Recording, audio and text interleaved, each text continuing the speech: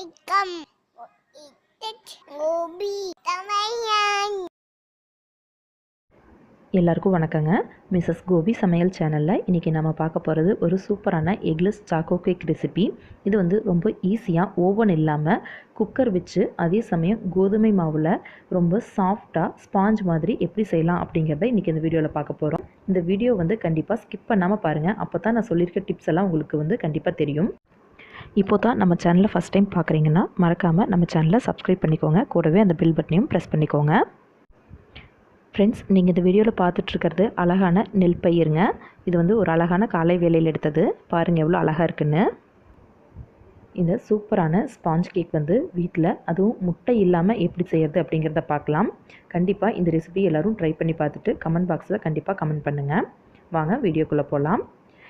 First ஒரு அகலமான பாத்திரத்தில் ஒரு அரை கப் அளவுக்கு வந்து தயிர் எடுத்துக்கோங்க. தயிர் வந்து புளிக்காத தயிரை எடுத்துக்கோங்க. அப்புறம் அரை கப் அளவுக்கு வந்து நாட்டு சர்க்கரை எடுத்துக்கோங்க. அதை எடுத்துகிட்டு நல்லா இந்த மாதிரி கலந்து விட்டுருங்க. இதில் ஒரு டீஸ்பூன் அளவுக்கு வந்து நான் பேக்கிங் சோடா சேர்த்துருக்கேன், அதாவது சோடா உப்பு. அப்புறம் 2 டீஸ்பூன் அளவுக்கு வந்து எலுமிச்சம்பழ சாறு சேர்த்துருக்கேங்க. சேர்த்துக்கிட்டு இதையெல்லாம் வந்து நல்லா கலந்து விட்டுருங்க. நல்லா கலந்து விட்டுட்டு இதில் அரை கப் அளவுக்கு வந்து வெண்ணெய் சேர்த்துருக்கேன்.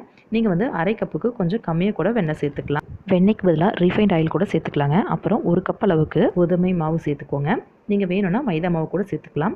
அப்புறம் இது கூட கொஞ்சமாக கொக்கோ பவுடர் சேர்த்துக்கோங்க. கொக்கோ பவுடர் வந்து நான் 2 டீஸ்பூன் அளவுக்கு எடுத்திருக்கேன். நீங்கள் வேணும்னா இன்னொரு டீஸ்பூன் சேர்த்து கூட எடுத்துக்கலாம். எடுத்துகிட்டு இதை வந்து நல்லா இந்த மாதிரி கலந்து விட்டுருங்க. கலந்து விட்டுட்டு இது திக்காக இருக்கிறதுனால இன்னொரு 1/4 கப் அளவுக்கு வந்து நம்ம பால் எடுத்துக்கலாங்க. இப்போது அந்த பால் வந்து இது கூட கொஞ்சம் கொஞ்சமாக சேர்த்து அதையும் நல்லா கலந்து விட்டுருங்க. இது கூட வந்து நீங்கள் இன்னும் கொஞ்சம் வெனிலா எசன்ஸ் வந்து சேர்த்துக்கலாம் லாஸ்ட்டில். உங்களுக்கு வந்து வேணும்னா சேர்த்துக்கோங்க, இல்லைனா ஸ்கிப் பண்ணிக்கலாம். நான் வந்து இதில் வெனிலா எசன்ஸ் தாங்க சேர்த்துருக்கேன். இப்போது இதெல்லாம் சேர்த்துட்டு நல்லா கலந்து விட்டுருங்க. ரொம்ப நேரம் வந்து கலந்து விடக்கூடாது. ரொம்ப நேரம் கலந்துட்டிங்கன்னா கேக் வந்து உங்களுக்கு ஒரு மாதிரி ரொம்ப திக்காக இருக்கிற மாதிரி இருக்கும், சாஃப்டாக வராது. அதனால் ஜஸ்ட் வந்து ஒரு மிக்ஸ் கொடுத்துட்டு, கட்டிகள் இல்லாமல் மிக்ஸ் கொடுத்துட்டு எடுத்து வச்சுக்கோங்க. அப்புறம் ஒரு குக்கரில் வந்து ஒரு லேயர் உப்பு போட்டு உள்ளே இந்த மாதிரி ஸ்டாண்ட் வச்சுக்கோங்க. வச்சுட்டு இதை வந்து ஒரு 5 நிமிஷம் சூடு பண்ணிக்கோங்க. இப்போது நம்ம கேக் எந்த பாத்திரத்தில் செய்ய போகிறோமோ அதில் இந்த மாதிரி வெண்ணெய் தடவிட்டு மேலே வந்து மாவு தூவிக்கோங்க. கோதுமை இல்லாட்டி மைதா மாவு இது எது வேணாலும் செய்யலாம். இப்போது குக்கர் வந்து சூடானதுக்கப்புறம் நம்ம வந்து இதை வந்து உள்ளே வச்சுக்க போகிறோம். அதுக்கு வந்து ரெடி பண்ணி வச்சுருக்க மாவு வந்து இந்த டின்னில் வந்து மாற்றிக்கோங்க. மாற்றி 2 தட்டு இந்த மாதிரி தட்டி விட்டுக்கோங்க. இதை வந்து சூடாக இருக்க குக்கருக்குள்ளே வச்சுட்டு குக்கர் வந்து கேஸ்கட் வெயிட் எதுவும் இல்லாமல் போட்டு மூடி வச்சுக்கோங்க. மூடி வச்சு 1 மணி நேரம் சிம்மில் விட்டு நல்லா வேக விடுங்க. நல்லா லோ ஃப்ளேமில் வெந்ததுக்கப்புறம் இந்த மாதிரி எடுத்து வச்சுக்கோங்க வெளியே.